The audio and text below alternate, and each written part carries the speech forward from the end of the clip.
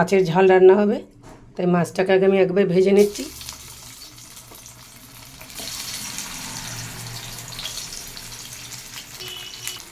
মাছটা ভাজা হয়ে গেছে, আমি তুলে নিচ্ছি।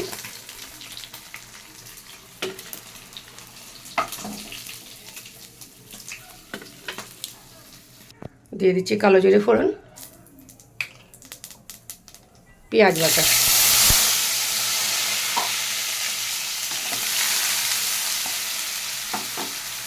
অল্প একটু নুন, হালকা করে একটু আদা বাটা আর একটু রসুন বাটা,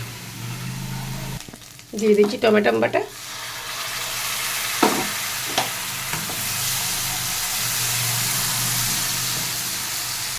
হাফ চামচ করে লঙ্কা জিরে হলুদ ভিজিয়ে দিচ্ছি। বর্ষাকাল, পুরো দলা পেকে যাচ্ছে।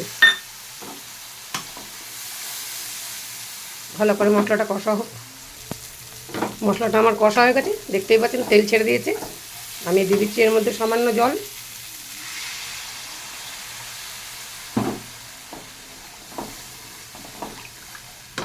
দিয়ে দিচ্ছি মাছ কটাকে, একটু ঢাকা দিয়ে দেবো।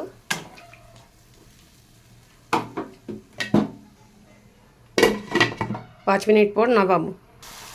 মাছটা আমার হয়ে গেছে, নামিয়ে দিচ্ছি।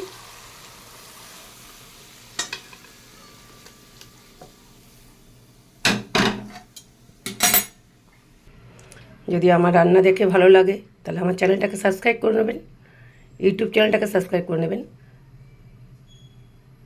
এই হচ্ছে আমার মাছের ঝাল।